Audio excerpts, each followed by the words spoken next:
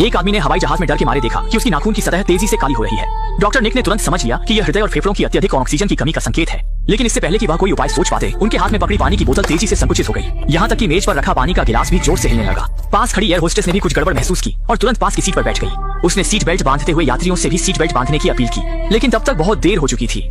अगले ही पल विमान एक अत्यधिक शक्तिशाली वायुरोध का सामना करता है और गिलास में रखा पानी अनियंत्रित होकर बाहर निकल जाता है। जो यात्री अभी सीट बेल्ट नहीं लगा पाए थे, वे सीधे तेज हवा के झोंके में उड़कर ऊपर चले गए और पूरा विमान जोरदार तरीके से हिलने लगा। सामान रखने की जगह से बैग गिरने लगते हैं और यह दृश्य देखकर यात्री स्तब्ध रह जाते हैं। वे केवल सीट के हैंडल को कसकर पकड़ सकते हैं और मन ही मन प्रार्थना कर सकते हैं कि सब कुछ ठीक हो जाए। थोड़ी ही देर में केबिन का दबाव सीमा तक पहुंच जाता है। स्थिति की गंभीरता को समझते हुए पायलट जल्दी से ऑक्सीजन मास्क पहन लेता है और यात्री केबिन के ऑक्सीजन मास्क भी गिर जाते हैं, जिन्हें लोग तुरंत पहन लेते हैं। लेकिन किसी को नहीं पता था कि इस समय बाथरूम में एक लड़की टॉयलेट कर रही थी, लेकिन जोरदार झटकों के कारण वह दरवाजा खोल नहीं पा रही थी। जीवित रहने की इच्छा से प्रेरित होकर वह बार बार कोशिश करती है, लेकिन जैसे ही वह बड़ी मुश्किल से दरवाजा खोलती है, वह अत्यधिक ऑक्सीजन की कमी के कारण बेहोश होकर गिर जाती है। लेकिन कुछ ही देर में केबिन का दबाव चमत्कारिक रूप से सामान्य हो जाता है। विमान धीरे धीरे स्थिर हो गया। सभी लोग बिना किसी बड़ी हानि के सुरक्षित बच गए। यात्रियों की भावनाओं को शांत करने के लिए पायलट तुरंत प्रसारण के माध्यम से कारण बताता है। असल में विमान ने अभी एक शक्तिशाली वायुरोध का सामना किया था, जिससे केबिन का एक सील पैड क्षतिग्रस्त हो गया था। इसलिए उच्च ऊंचाई पर दबाव की आपात स्थिति उत्पन्न हुई थी। लेकिन क्रू ने पहले ही आपातकालीन उपाय कर लिए थे और अब विमान की ऊंचाई कम की जाएगी ताकि यात्री अधिक चिंता न करें। पायलट के प्रसारण को सुनने के बाद सभी की चिंता कम हो जाती है।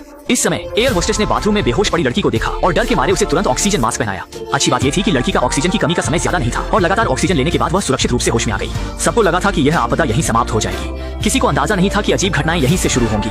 सबसे पहले यह सूट पहने आदमी है जो अचानक तेजी से सांस लेने लगता है।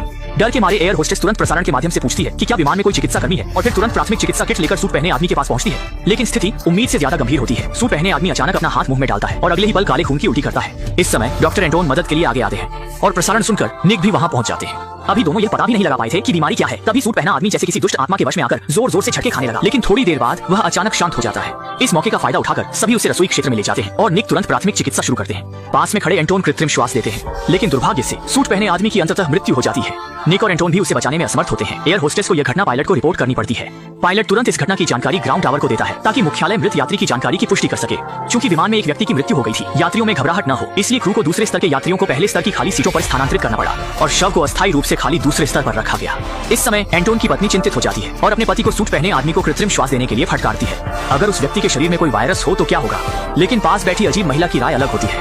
वह मानती है कि मृत्यु में कुछ भी बुरा नहीं है और यहाँ तक कि जब शव उसके पास से गुजरता है तो वह जानबूझकर सूट पहने आदमी के हाथ को छूती है और मृत्यु के इस अनुभव का आनंद लेती है। जल्द ही क्रू के सदस्य शव को दूसरे स्तर के बिजनेस क्लास में स्थानांतरित कर देते हैं और उसे सीट पर सुरक्षित रूप से बांध देते हैं। चूंकि एयर होस्टेस भी पहली बार इस तरह की घटना का सामना कर रही थी, वे डर के मारे एक पल के लिए भी नहीं रुकी। वे तेजी से दूसरी मंजिल से बाहर निकल गई। हालांकि उनके जाते ही एक लंबी बालों वाला व्यक्ति चुपके से ऊपर आ गया। असल में जब क्रू मेंबर्स ने शव को उठाया तो उसने अचानक देखा कि सूट पहने आदमी के हाथ